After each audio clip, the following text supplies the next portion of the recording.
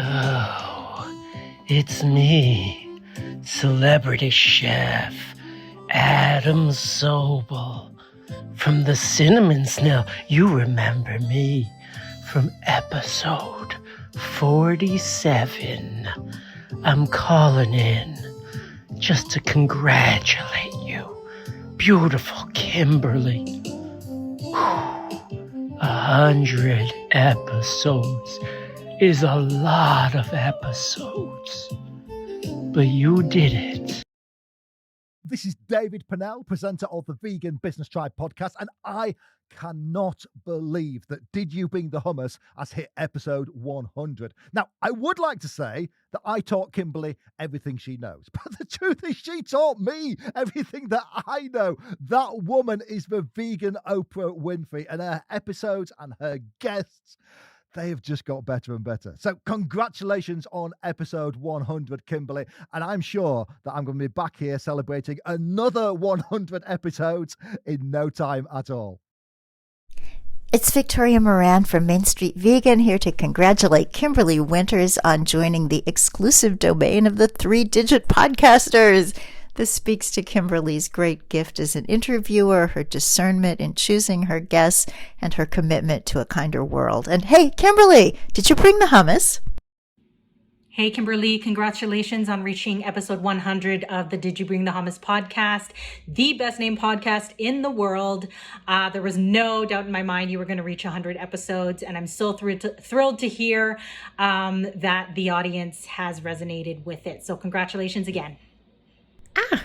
Oh my goodness. Can you believe that I've got messages from celebrity chef Adam Sobel, from David Pennell, only the greatest vegan entrepreneur in the UK, and from Victoria Moran, whose books I've been reading for so long and whose heart just, oh my God, is so beautiful, and Sandra Nomoto, vegan hype woman, an amazing, amazing supporter of Did You Bring the Hummus. They took time out of their day to send me a little message, and I just can't even believe that. And just you wait to hear who else I've got messages from. So amazing. Oh, I'm so thankful. How is this even real? How do I get to do this? So good. Hey, thanks for being here. 100 episodes. What a way to show us how persistence and consistency add up to something bigger. It's the same when we cook. Each individual healthy vegan meal adds up to a healthier, more meaningful, and more impactful life. Thank you, Kimberly, for showing us the way, and I can't wait to hear your next 100 episodes. Hey, Kimberly, this is Nancy Ehrlich from episode 9, wishing you a huge congrats on your 100 show milestone. Your passion for getting others to share their vegan journeys is really inspiring and impactful for anyone looking to learn more about the vegan lifestyle. Keep up the great work. Hi, I'm Greg Roseboom from the plant-based restaurant Fruitive. I was episode 88, and I'm just so proud of Kimberly and everything she's done. Good job getting to 100 episodes. Congratulations. We are cheering you on. Hi, Kimberly. It's Daisy and Claire from In a Nutshell Podcast UK. We're listening in over here, and we're here to say congratulations on reaching the 100th episode of your podcast. We love the work that you do. 100 episodes of Did You Bring the Hummus? What a fantastic achievement. Most podcasts don't even get close to that. So well done, and huge kudos to Kimberly. I was delighted to be featured on episode 77, talking about the power of story and strategic storytelling for vegan leaders. I'm Katrina Fox, storytelling consultant, and you can find me at katrinafox.com. Again, big congratulations to Kimberly, and Did You Bring the Hummus? This is comedian and writer Lisa Rimmert from episode 80. I want to say congratulations to Did You Bring the Hummus for reaching a milestone, 100 episodes. This podcast must have bunions, because that's no easy feat. Congrats! Hello, friends, and welcome to episode 100. Yep. You heard that right. And season 6 of Did You Bring the Hummus podcast. I'm Kimberly, your host, and I'm super excited to be here with you today. Did You Bring the Hummus is a podcast for all things vegan. Episodes post every Monday on your favorite podcast app. Before we get started, I have one very important question for you. Did you bring the hummus? Wow, episode 100. I remember when I first started reviewing the Toastmasters project, thinking, I don't even listen to podcasts. There's no way I'm going to like this. Well, 4.5 years and 100 episodes later, it seems that I had no idea what I was in for because I love it. That has to be one of the most incredible things about this journey so far. I had no idea where it would take me. I've just been along for the ride. When I was in college studying philosophy and working at a hotel near Princeton University, a guest at the hotel was visiting the university as an adjunct professor. She knew Peter Singer and even offered me a chance to audit his class. Likely out of fear, I never did sit in on one of his classes. But almost 2 decades later, I sat down virtually with Peter and got to talk, just the two of us, for an hour. If I had told my 20-something self that conversation was in my future, I can't even imagine what I would have said, thought, how I would have reacted. Here's Peter's message, by the way. He sent in a note to be read during this episode. Hi, I'm Peter Singer. Congratulations on reaching episode 100 of Did You Bring the Hummus? I had a great time chatting about a wide range of issues on episode 75, including why, 54 years ago, I stopped eating meat. My most recent book is Consider the Turkey. If you have friends who eat turkey, please ask them to read it. It's very short, but it will tell them things that they don't know about how the turkeys they are eating were created, lived, and died. Thank you so much, Peter. This episode is really special to me. I'm so glad to be at this point, to look back at the journey with awe, and to look ahead to the future with excitement and openness to whatever comes next. Throughout this episode, you'll hear notes from previous guests who were generous enough with their time to send in a celebratory message. In the show notes, you'll find links to learn more about each one of these guests, as well as links directly to their Did You Bring the Hummus episode. Check out their links. If their work resonates with you, or they're offering something you need, please reach out to them. In this episode, you'll meet my mom, Diane. Her vegan journey includes my influence, but is also so much about her health and being brave and strong enough in character to go against what was expected of her and do what she knew in her heart was right for her. Before we get to that, though, here's one more note that came my way from the incredible Dr. Ron Weiss and his team at Ethos Farm to Health. Dear Kimberly, I wanted to take a moment to extend my heartfelt congratulations on reaching your 100th episode of Did You Bring the Hummus? This is such a remarkable milestone, and it's a testament to your passion, dedication, and incredible impact. At Ethos Farm to Health, we are so grateful for all that you do, not just for the podcast community, but for the way you elevate conversations about health, wellness, and the deeper connections that tie it all together. Your work continues to inspire and educate, and your support means the world to us.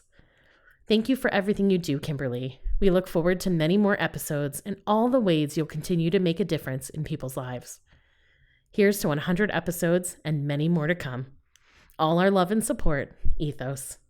Thank you so much, Dr. Ron Weiss and the Ethos team, and a special shout out to my girl, Stephanie. I have yet to find the words to express my immense gratitude for the love and support these guests and so many others, including you, my listeners, have shown me since this little podcast launched in September of 2020. So, thank you it is. Are you ready to meet my mom? Let's do this.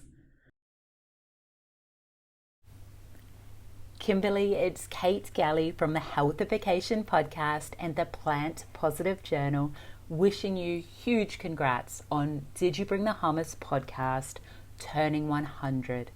I know the passion that goes into the show, and I loved chatting with you for episode 67. Here's to continued compassion, joy, and of course, hummus. Hi Kimberly, this is Annette and Graham Henry, the vegan breathing coaches, and your guests on your podcast number 90. Congratulations on reaching your 100th episode. You are making a difference, and we hope there will be many more to come. And don't forget to bring the hummus. Hi, Kimberly. This is Christine Mania, author of Vegan Minded, episode 69. Thanks for all you do for the vegan movement, and congratulations on your 100th episode of Did You Bring the Hummus? I love it. Bye now. Hi, Diane. Welcome to Did You Bring the Hummus? Hi. I am going to try very hard to call you Diane throughout this interview because I have spent more than 40 years calling you mom, and I have a feeling that that is going to slip out. Oh, that's okay. To get started, tell me about your vegan journey.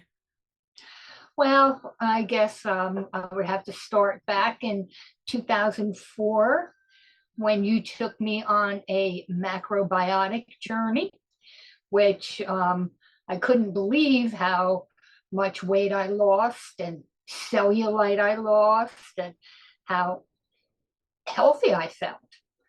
And at that time, I did have fish on occasion, white fish, but I had no meat other than that. But that was not much. But that only lasted for me, I'd say a little less than a year. Yeah. Yeah, because when I was working, switched. Yeah, so it was about, I'd say maybe 8 months it lasted. And then after that, I went back to eating like chicken. I cut back on beef and pork because they never really sat well with me anyway.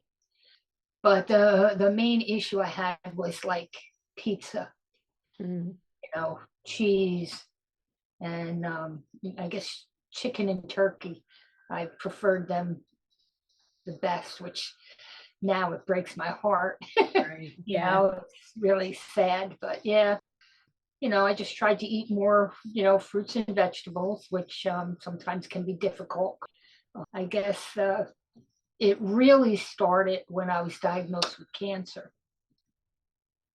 Can you give me a minute? Yeah. Sorry. Don't be sorry. It was a hard time. Yeah. And when I was first told that they found a mass in my chest, I was numb. What are you going to do? And I went to, through all the tests and, saw the doctors and had the surgery and then starting the chemo, which almost killed me, the first dose, which you remember, hospital for like 6 days right before Easter. That I couldn't eat anything. But it wasn't until I got the second opinion was when I started to turn things around. I still ate some meat only because I listened to them and they said, you need to insulate your body. Your vital organs, chemo is really rough and, it can do things, to you, and you just have to make sure that you're, eating enough food and, getting the nourishment. So of course I listened to them, and at that time I was like 84 pounds and they wanted to see me get up to at least 100 pounds. So, and with chemo and being nauseous all the time, you just tried to eat food that comforted you, which was like chicken, and rice, things of that nature, my vegetables and stuff. But it wasn't until after that, when I started the radiation, was when I started looking into macrobiotics again. Of course, because you came to the bookstore with me, and I got all the macrobiotic cancer books, and and then I got other books on healing cancer naturally and that kind of stuff, through plant-based eating, and that's where it started. I still wavered back and forth with eating poultry, and fish on occasion, but the beef and pork, I just couldn't. Lamb, I could never really eat that. So I'd say 2015 was when I really turned the corner and just went all plant-based. Mm-hmm. And because after stopping the meat, the chicken, and that, the cheese was the hardest. Yep, for me too. To get over that. So that took, I think it took me longer to get over, a couple of years to stop eating cheese, because even at that time, the best cheese was Follow Your Heart. Mm-hmm. You couldn't find it anywhere. Yeah. All the other cheese was still like plastic, and it was gross. It really, it wasn't very appetizing. So you really didn't have a good substitute. Yeah. I mean, to this day, Follow Your Heart is the best. You have all different kinds of companies now that make really good cheese, and it's better than dairy cheese because it doesn't leave any, doesn't leave you feeling, ugh. Yeah. Like feeling fatty, or, just feeling uncomfortable when you eat it. But yeah, 2015 was when I started, and I think if I'm not mistaken, 2016 or 17 was when I took the T. Colin Campbell, E. Cornell plant-based certification program, which was so good. I learned so much, on how you should eat, why you should eat it, how it affects your body, and how bad, like the processed meats and other processed foods that contain animal products are for you. And I really believe that with chemo and radiation that I went through, and then I had the cyber knife on my right lung, because they found cancer there, a node. That's the plant-based really helped my body to really heal. Yeah. So with just doing all of that, and changing the products. Well, I think back in the macrobiotic days was when I changed I went to cruelty-free products. Went to products that didn't have any animal products in it, because macrobiotics, the only thing they said you could eat would be fish. And that would be according to where you lived. Right. Which most areas, you wouldn't be eating that. Yeah. If we could go back to when you, as you first started going through this, the chemo with the first round that was so scary. And then to have so you already have this moment where you're faced with almost like your body is working against you. And you're like, okay, I'm here. You said what am I going to do? This is happening. So I just have to kind of get through it. And then you go to a doctor who, you feel like we should be able to trust. These are experts. They're an oncologist, that they would kind of take into consideration everything. And then they put you on this dose of chemo that does almost kill you. It was terrifying for all of us because we didn't know. And are they going to try to keep giving you this chemo? We weren't sure how it was going to go. And then you get out of that. Thank goodness for your doctor with the second opinion, who had other alternatives for you and other chemo to work through.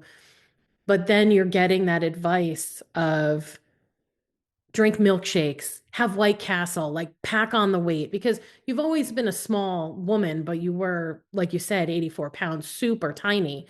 And you're getting this advice of eating this food that I think we almost inherently know is not going to aid us in a journey like that.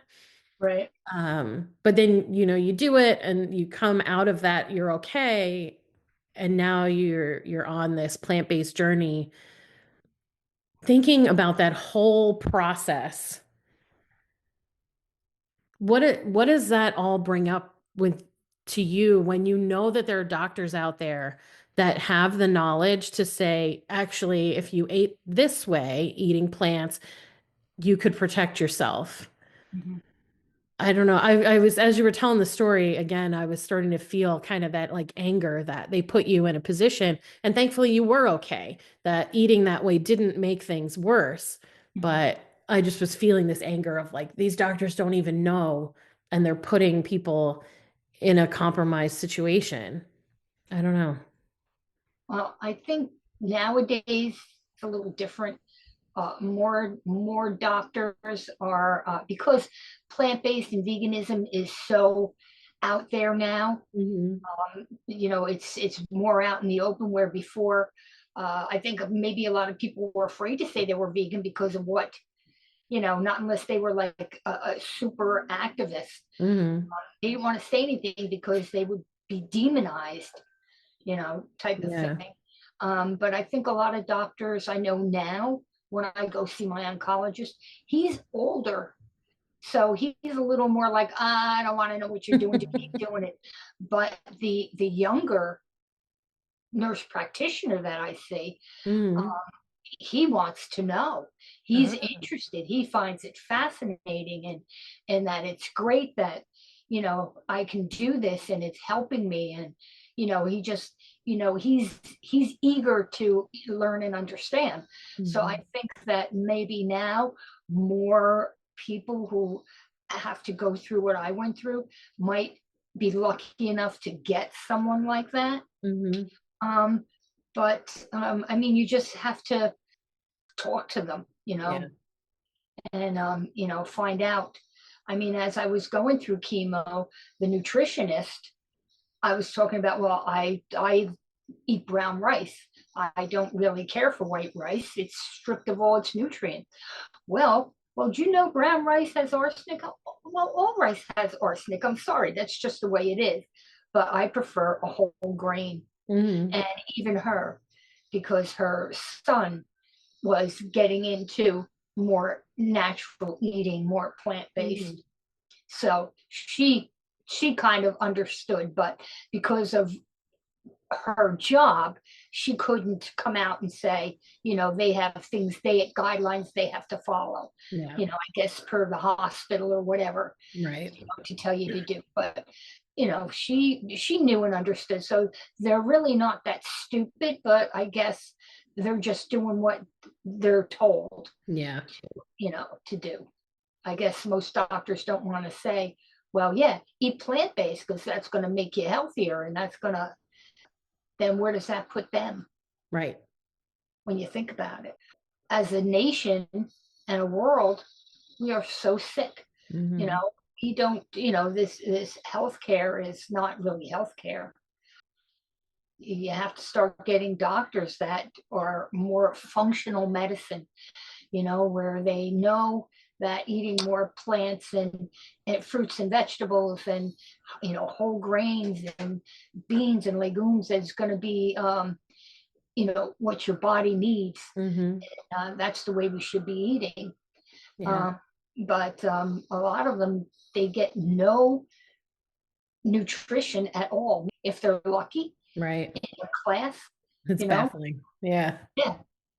So when you ask a doctor, well, can you put me on a diet? Well, I really don't know, but these are the foods that you should be eating. Like you need dairy for your bones and your teeth. You don't, because it rots your teeth. They say don't let a baby sleep with a milk bottle at night because it's going to rot their teeth. So what does that tell you? Yeah. And then the calcium is leached from your bones by milk. So I mean, it's just, we're not cows. We're not a calf. All it's doing is adding fat into your body and cholesterol, your arteries, and doing a number on you. Making you just swell up all over the place and stuff. People are wondering why. oh, why do I feel so bloated? And, I just feel so bad. It's because you're eating garbage. Mm-hmm. Yeah. Remember that doctor that told Dad that bananas were tropical bread? Yes. Oh, yeah. And if your wife is feeding you bananas and it's like, yeah, well, I'm plant-based vegan. He's my doctor too. So, Yeah. and every time I have a colonoscopy, he says, wow, you did a really good job. And I'm thinking to myself, yeah, because I don't eat garbage. Right. Is you're just eating way more fiber than most of his patients are. Yeah. Yeah. So you mentioned that you did the certification with T. Colin Campbell through eCornell. Mhm. How has that helped you in your personal life? Well, it helps me to know, what kinds of foods I should eat. Like whole plant-based foods. Mm-hmm. Whole, not processed. Right. Whole plant-based foods. How they react in your body, and how they keep your arteries, clean, and they just give you energy. How you should eat them.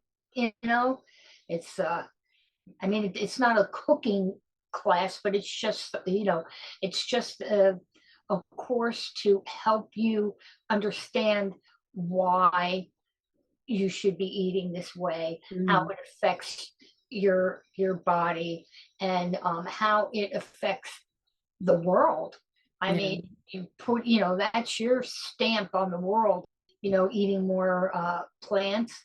There'll be more earth to use as farming rather than grazing if everybody were to eat plant-based. Right. And it's really not difficult. I mean, and with all the things out today, for someone to transition over is so much easier. Well, you know that from when you started. They didn't have all these Beyond Meats and Impossible Burgers and Gardein, all kinds of stuff. Daring. I mean, stuff that, my God, when you taste it, it's like, oh my God, it's a burger. It's chicken. So for people to, still have that texture and that feeling of like, oh, it's a home cooked meal and it's what I'm used to, that they're still getting it, but they're not hurting any sentient beings while they're eating it. And they can still have that comfort feeling that it's a food that they're used to. But back in the day, when you think about vegans 40 years ago, right. Oh my God. All they had Not a lentil loaf. Yeah, lentil loaves are really good. I've made lentil loaves, and I've made the walnut mushroom lentil loaf. I mean, they're so good. That's why, I just, feel so bad about sometimes the way I eat now. Yeah. First, before we get to that, I had a memory as you were talking about it. I remember going to the health food stores down in Princeton and how both of them smelled like a mix of patchouli and like brown rice, because they always had like the little cafe. Yeah. And yeah, it was so specialized. And hello, I am Kathy Davis. I was on episode 82. I'm a plant-based cookbook author and founder of Veg Inspired, and I'm thrilled to be here to send a huge congrats to Kimberly and the Did You Bring the Hummus team on reaching 100 episodes. You are a fantastic resource for all things vegan, from delicious recipe ideas and ethical living tips to insightful interviews with inspiring plant-based change makers. Thank you for spreading the love and making plant-based living more accessible and enjoyable for so many. Here's to 100 more. Hi, Kimberly. It's Meredith from Vegan Hospitality, and I'm so excited to congratulate you on this milestone. You have embodied what I believe is one of the major keys to success in entrepreneurship, and that is to simply, or not so simply, keep at it. 100 episodes is a huge achievement, and I hope you're very proud of the contribution you've made to the vegan movement through all of these meaningful conversations you've put into the world. Hey, Kimberly, a huge happy 10th anniversary to Did You Bring the Hummus? This is Jason DeSalvo from Colebrook Farm, episode number 71. And I just wanted to say, so love what you do. Thank you from the community. Thank you from us, and many, many more. Congratulations, Kimberly, from me, Jennifer Shlimovich, also known as the Confident Vegan. I had the honor of being on your podcast for episode number 86. Since then, we have gotten to know each other more and developed this magical friendship that we have. I love your energy and excited to see what continues to unfold for Did You Bring the Hummus? Happy 100. Hi, Kimberly. This is Angelica with Green Luxury Living, and I just wanted to say congratulations on the 100th episode of your Did You Bring the Hummus podcast. I am so proud of you. Your work is so amazing and so important, bringing attention and awareness to the vegan movement and how to make the world a better place. So keep up the good work. I am so excited that I was invited to be on your podcast, and what an honor to be on episode 61. And I look forward to hearing more wonderful stories from others and learning even more about how to make the world a better place. Thank you for everything that you do. We had to drive, Princeton was a half an hour from us. So like grocery shopping was not, we weren't going to Pathmark right down the street, or Stop and Shop or whatever. We were going out of our way because it was the only place we could get so many of those items. They didn't have vegan stuff in a regular grocery store. And now, we can go into the ShopRites, the Stop and Shops, the Wegmans, and there are full sections in these grocery stores that have not just plant-based meats and cheeses, but they even have, like you mentioned earlier, the cruelty-free and vegan products, where we can now go to a regular grocery store, buy shampoo and conditioner and body wash and lotions. And it really is expanding and making living this lifestyle so much easier. Yes.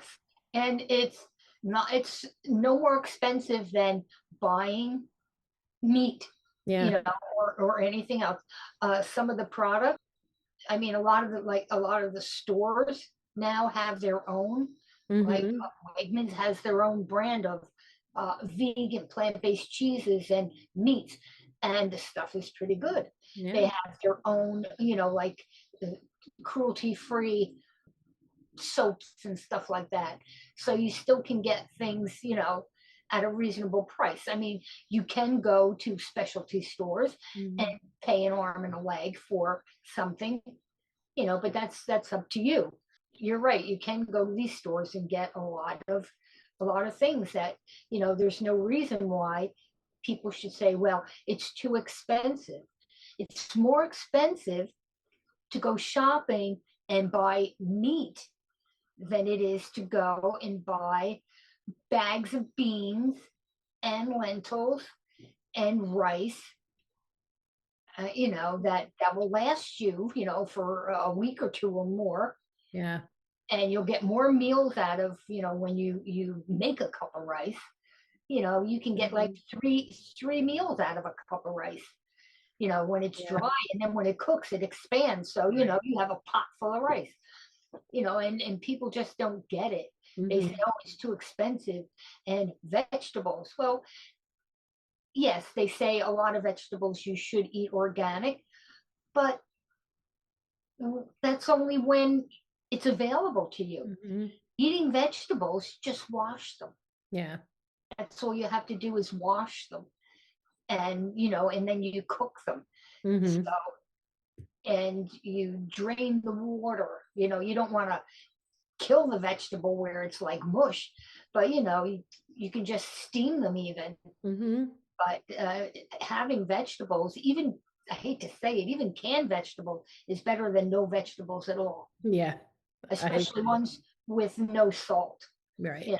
And they do sell ones with no salt. And it's still cheaper than going out and buying all kinds of meat and other fancy stuff like that. Yeah. It's cheaper financially and emotionally, right? Yes. If there's not all that death on your head as well. Yeah. Right. Yeah. Oh yeah, if people were to, if slaughterhouses were made of glass, people would not be eating meat. Mm-hmm. I mean, not unless you're heartless and you don't care. Yeah. And there are people like that. Yeah. And not only for the animals, but the people that do it. Yep. You know, they have, this is the only job available to them. And most of these people don't even last that long in these jobs. Right. Because they just can't take it. You know, it's just it is very emotional for them.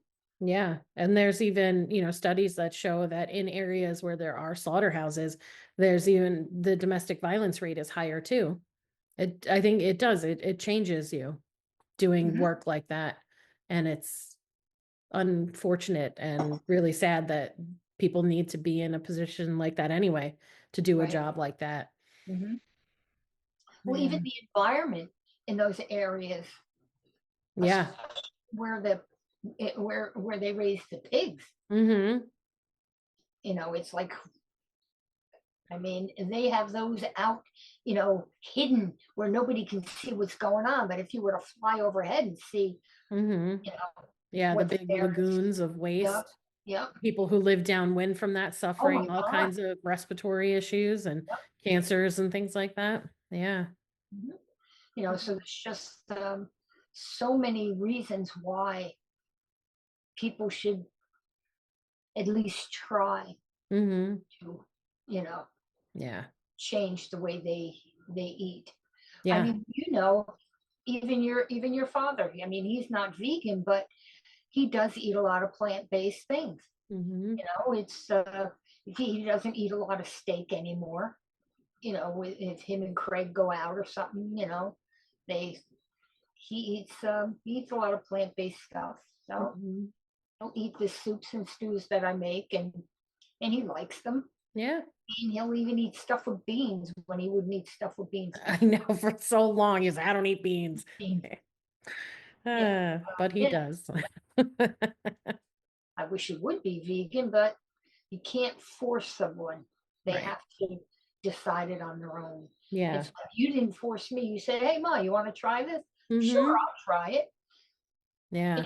I mean, when I first started with the macrobiotics, it was because I was gaining weight and I didn't want to really lose weight, but I didn't want to keep gaining weight. You get to a certain age and, that's just something that happens.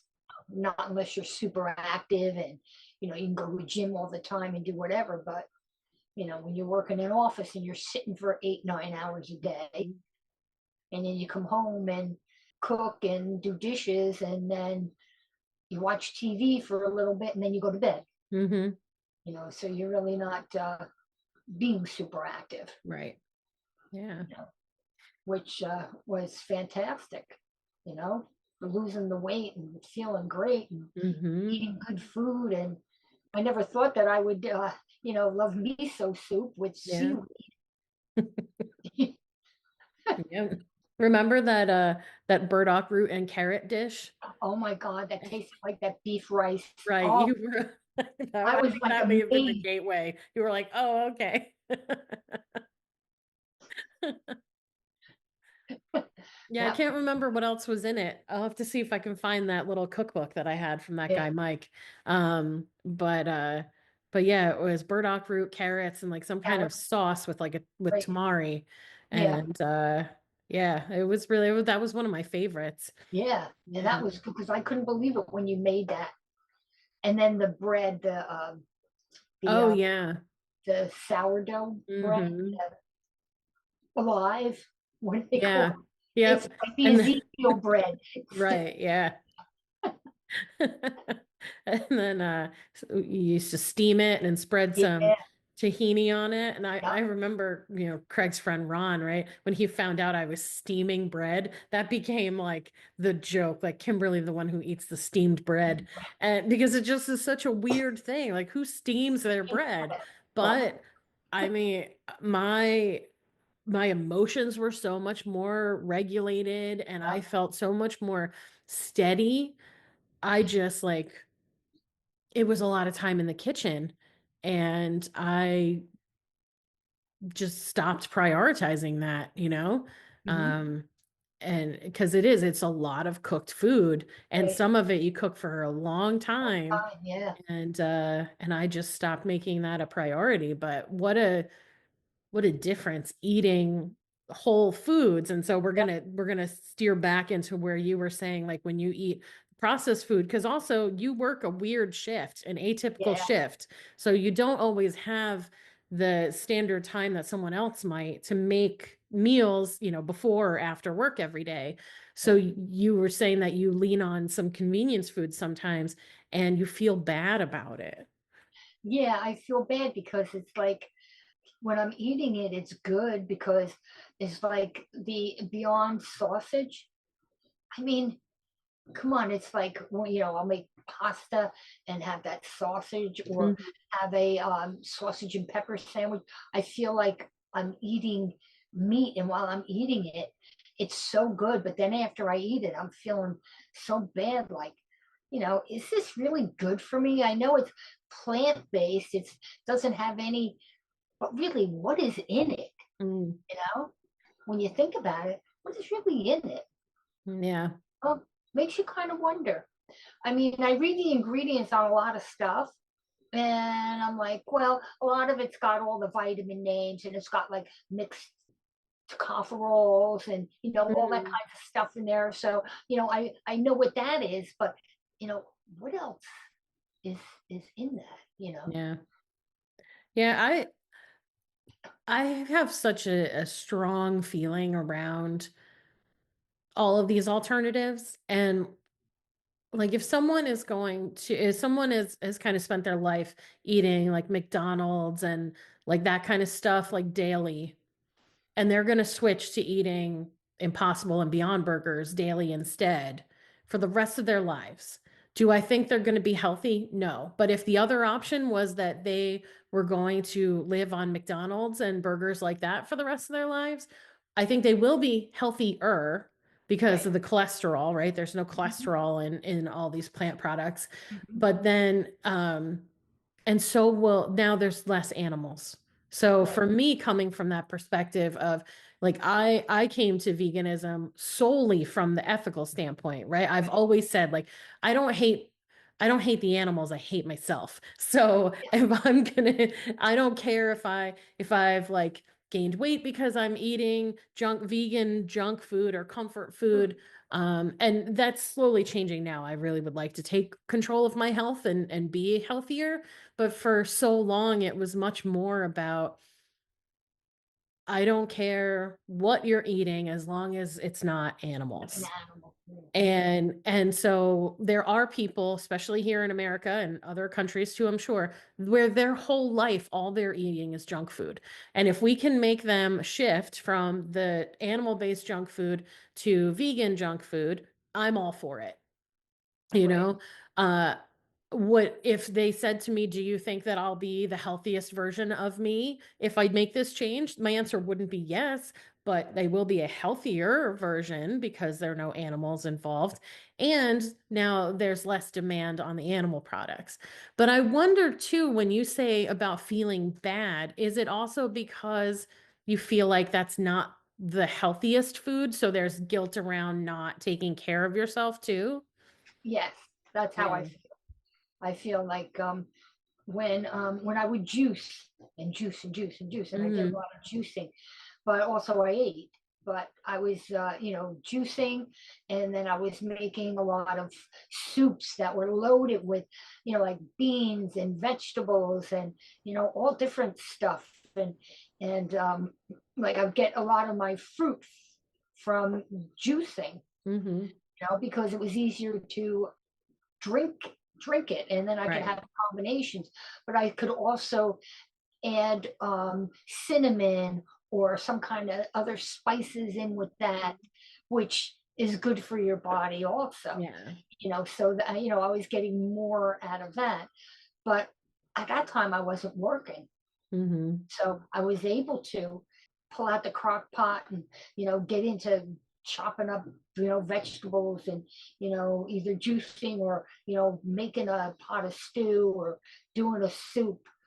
or making lentils and doing like stuffed peppers with brown rice and lentils, with vegetables in there.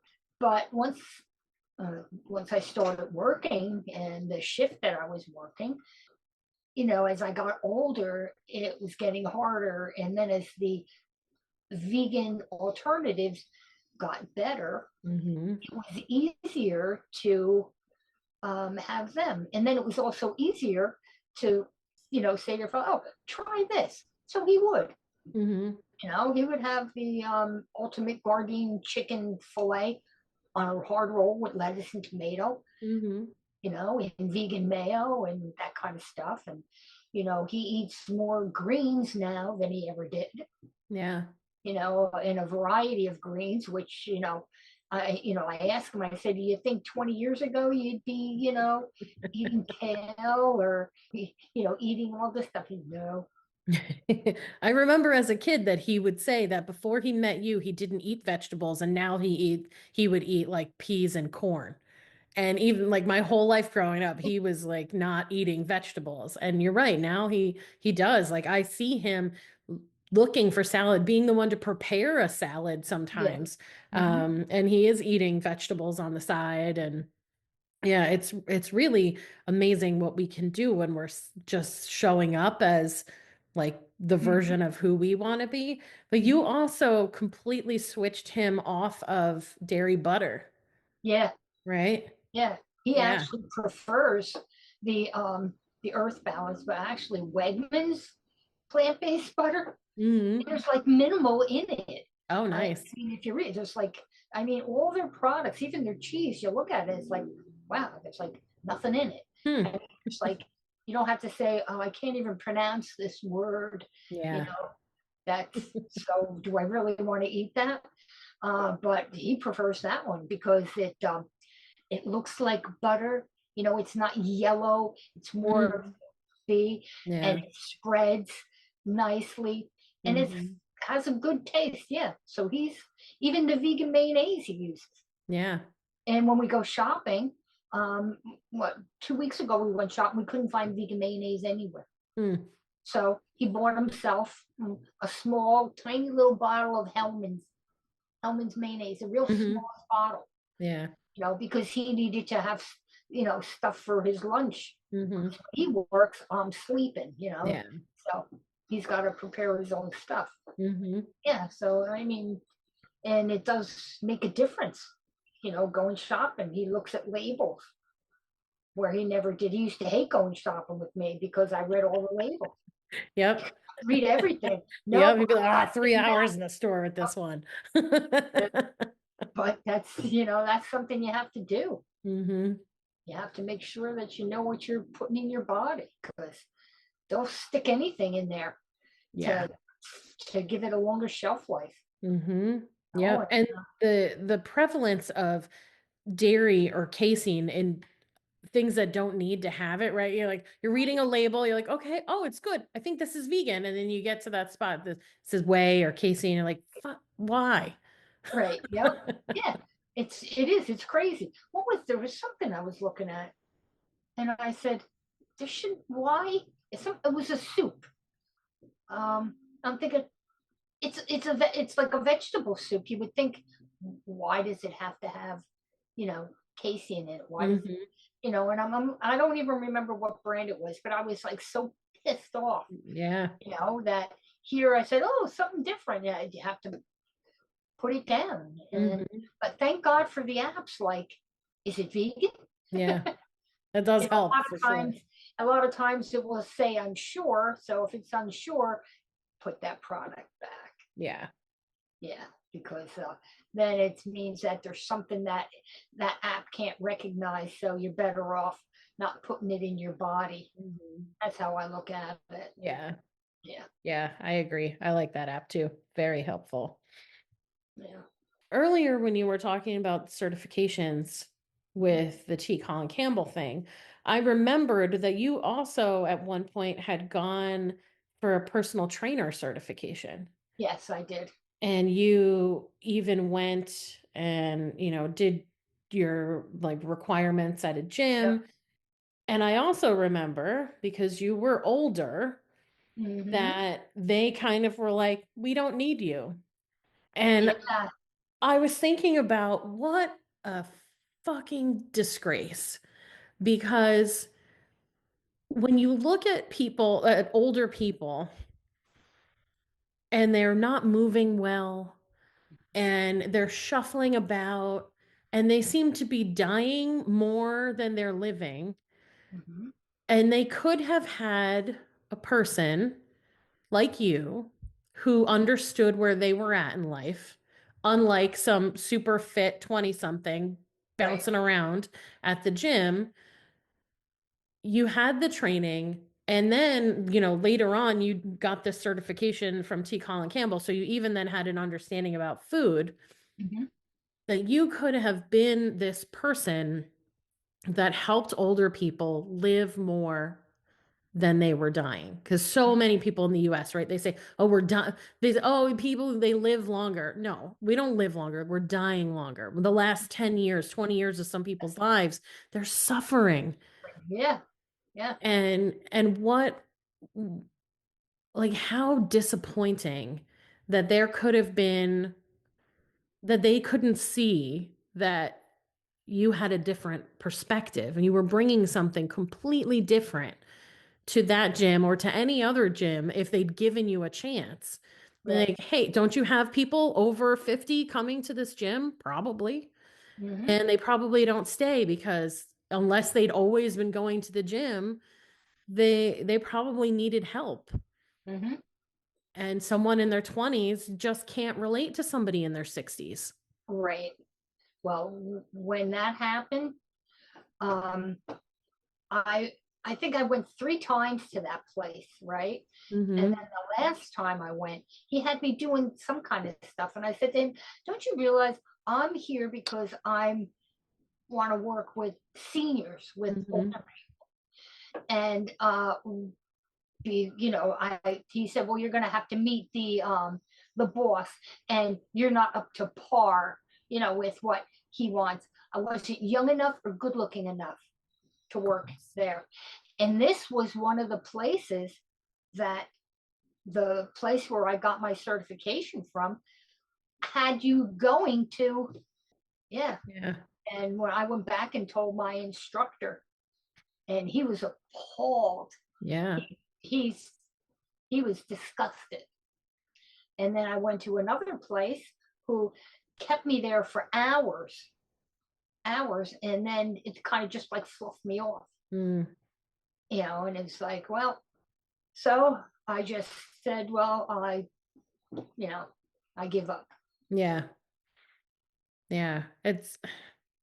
There's so much between like ageism and body shaming, and sometimes both at the same time, in the fitness industry, that like, even to join a gym as an older person or as someone with a body type that is considered not desirable, and now you're putting people who really need access to either someone who can show them or just even the equipment themselves, that itself, that we're taking away these opportunities because of this like shallow idea in our culture. And they think, grow old gracefully. Don't try to be something you're not. And I love it when I see these actresses who are older that let it all hang out. They're happy to walk around without makeup on. Our culture doesn't appreciate older people, though. It's like once you're of a certain age, they're like, you're out of here. Right. Not interested. You don't contribute to society anymore. You're not. And that, I don't know if it's capitalism that's created that or what, but there are other cultures around the world that revere their older generations. Yeah, I don't know. I don't know where I was going with all that, but you mentioned the certification, which, like I said, brought up the personal trainer thing, and I don't know. I was feeling a lot of things about it, so I wasn't sure where we were going to go with this, but yeah, but yeah, it's it. That would be. Oh, you know what you mentioned too that we didn't get to yet? before I get to my last question. You mentioned you saw a thing about 3D printing vegan steaks. Oh yeah. Yeah, I don't know if it was on Instagram or Facebook.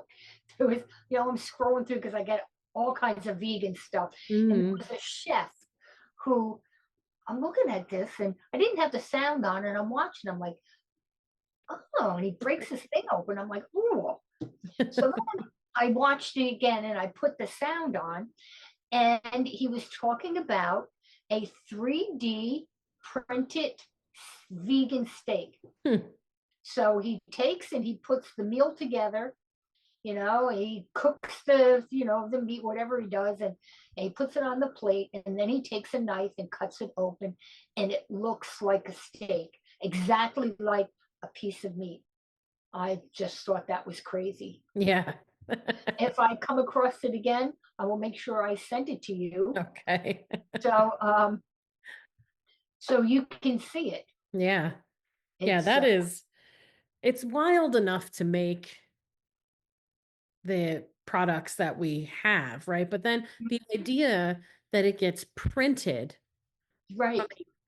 I don't even understand. I don't understand that either. How that's just crazy. I mean, I thought it was crazy watching a chef make a steak out of the lion's mane mushroom. Right. Oh, Derek Sarno, he is an expert at that, right? I was watching that and I was like, oh Lord. Yeah. If you were at a steakhouse and they had that option and it just said lion's mane steak and somebody says, oh, it's something different, must be something, let me try it. They would never know because when he cut that open, it was like, oh my God. Yeah. It was just like a steak. Yeah. So like for people who feel like they would miss the entire experience of not eating animals, people who consider themselves foodies, they talk about the texture, that kind of stuff. Like, I mean, we're really moving forward, not just in creating processed stuff, but like you said, with Derek Sarno and his lion's mane steaks, like that's not a processed food. That's just a mushroom. Yeah. Mushroom with some seasonings. With seasonings and it's like, oh my God. Yeah. And mushrooms, actually, when I make a stew, I take mushrooms and I quarter them and throw them in there, and that's my meat. And it's got it doesn't have a chewy consistency like beef would have, but it still gives you that feeling that you're having meat. Yeah. So I use mushrooms in a lot of stuff to replace that. Yeah. It's good stuff. I spent a lot of my life refusing to eat mushrooms, but I'm glad that I do it now. Yes. See what you missed all those years when you like your father. Well, for so long, the only experience I had of mushrooms was the little squares of mushroom and cream of mushroom soup. That is not a pleasant texture. Well, no, because those mushrooms are like rubberized. Yeah. Well, Diane, almost called you mom there. I've got one more question for you. Sure. How does hummus show up in your life? Oh, I love hummus. And it shows up with you. Oh, I love it. You introduced me to hummus. When I was thinking about chickpeas, but yeah, you had introduced me to hummus, and I love it with vegetables. I've used it as people use mayonnaise or whatever. I'll use hummus instead, I can just sit and eat hummus. Like get the little packages and just dip my finger in and just be that way. It's eat it with chips, eat it with vegetables, eat it by itself, and all the flavors. My two favorites are the roasted red pepper hummus and the olive tapenade. Yeah, I love that. And of course, I like plain hummus. But those are my favorites. But yes, I do. love hummus.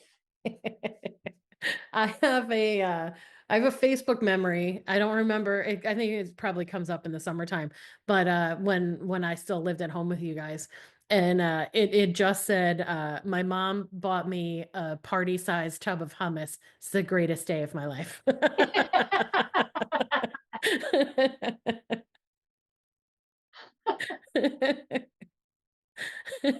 Well, thank you so much for spending your time with me in a different capacity today and Welcome. sharing your journey and your story. And thank you for being part of this milestone 100th episode. This I'm is so such a happy. big deal, and I'm so glad that you wanted to do this with me. I'm glad that you asked me. Or did I ask you?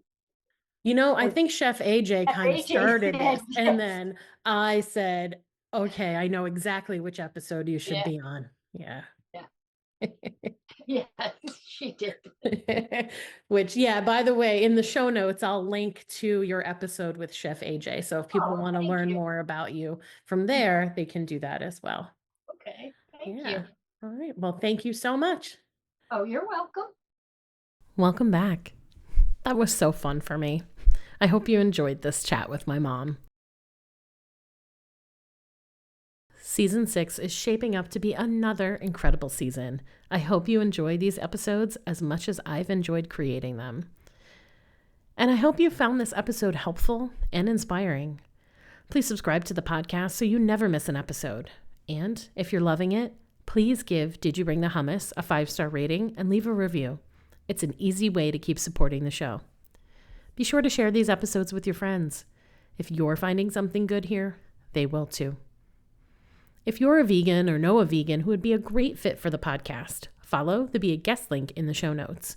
Fill out the quiz and I'll be in touch. Get on my mailing list and stay up to date on all things Did You Bring the Hummus. Get more info on how you can sign up for a meditation, one of my programs, or to support the podcast via the links in the show notes. Follow me on Facebook and Instagram at Did You Bring the Hummus, and visit my website, didyouBringTheHummus.com, for more information about me, updates on what I'm working on, new podcast episodes, and all things vegan. Finally, I would love to hear from you. What do you need help with? Is there a topic you want to hear covered on a future episode? DM me on Instagram or send me an email at info@didyouBringTheHummus.com. Thanks for listening.